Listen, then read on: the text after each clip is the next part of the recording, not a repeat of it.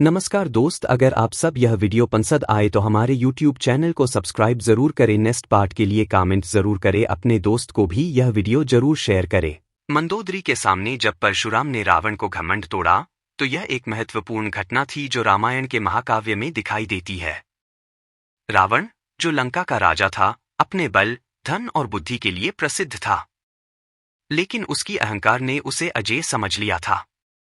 एक दिन परशुराम, जो ब्रह्मा के आदेश पर रावण से मिलने आए थे, उसे अपनी शक्ति और योग्यता का प्रमाण देने के लिए चुनौती दी। रावण ने परशुराम का अपमान किया और उन्हें चुनौती दी। परशुराम ने रावण को उसकी शक्ति का वास्तविकता दिखाने का निश्चय किया। जब युद्ध हुआ तो रावण ने अपने सभी कौशल का प्रयोग किया, लेकिन परशुराम की तपस्या और युद्ध कौशल ने उसे हराया। अंत में परशुराम ने रावण को उसके अहंकार और घमंड का एहसास कराया। मंदोदरी, रावण की पत्नी, ने यह सब देखा और अपने पति के अपमान को लेकर चिंतित हो गई। इस घटना ने रावण को यह सिखाया कि वास्तविक शक्ति केवल बाहरी बल में नहीं होती, बल्कि विनम्रता और समझ में भी होती है। यह एक महत्वपूर्ण मोड़ था जो रावण के जीवन में बदलाव लाने का कारण बना। यह कहानी हमें यह भी सिखाती है कि अहंकार का परिणाम हमेशा बुरा होता है। जब परशुराम ने रावण के घमंड को तोड़ा, तब यह घटना एक महत्वपूर्ण मोड़ थी। रावण, जो अपनी शक्ति और ज्ञान के लिए प्रसिद्ध था, खुद को अजेय समझता था। एक बार जब रावण ने देवताओं से युद्ध किया था, तब उसकी विजय और घमंड और भी बढ़ गया। मंदोदरी, रावण की पत्नी, जो बुद्धिमती और समझदार थीं, हमेशा रावण को उसकी गलतियों के प्रति सचेत करती थीं। एक दिन जब परशुराम ने लंका में प्रवेश किया, उन्होंने रावण से युद्ध की चुनौती दी। रावण ने उसे मजाक में लिया और कहा कि वह उससे कहीं अधिक शक्तिशाली है। युद्ध आरंभ हुआ। रावण ने अपनी समस्त शक्तियों का प्रयोग किया, लेकिन परशुराम ने अपनी तपस्या और ज्ञान से उसे हराया। जब रावण ने अपने सभी शस्त्र चलाए, तो परशुराम ने उसे अपनी अद्भुत युद्ध कला से पराजित किया। मंदोदरी यह सब देखकर चिंतित थी। जब रावण हार गया, तो परशुराम ने उसे याद दिलाया कि असली शक्ति अहंकार में नहीं, बल्कि विनम्रता में होती है। रावण ने अपनी हार को स्वीकार किया और समझा कि उसका घमंड उसे बर्बाद कर रहा था। इस घटना ने रावण के जीवन में एक नया मोड़ लाया। मंदोदरी ने उसे समझाया कि विनम्रता से बड़ा कोई गुण नहीं है।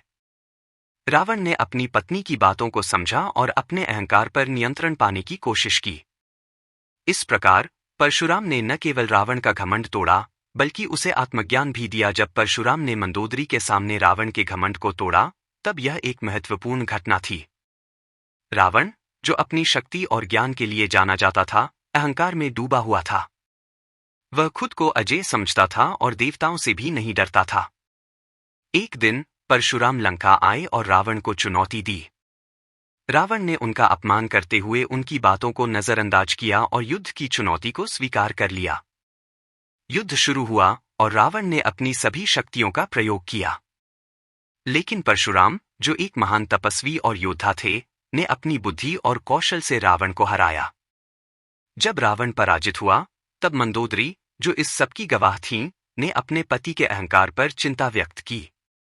परशुराम ने रावण को बताया कि वास्तविक शक्ति विनम्रता में होती है, न कि घमंड में। यह हार रावण के लिए एक सबक बनी। मंदोदरी की उपस्थिति ने रावण को अपनी गलतियों को समझने का अवसर दिया। मंदोदरी के सामने जब परशुराम ने रावण का घमंड तोड़ा। प्राचीन काल में रावण, लंका का शक्तिशाली राजा, अपने ज्ञान, बल और धन के लिए प्रसिद्ध था, लेकिन उसके घमंड ने उसे अजेय समझ लिया था।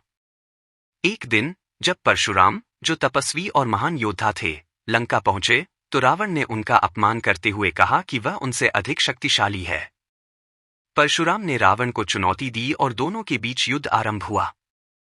रावण ने अपनी सभी शक्तियों का उपयोग किया, विभिन्न शस्त्रों और मायाओं का प्रयोग किया, लेकिन परशुराम की तप और कौशल ने उसे मात दी।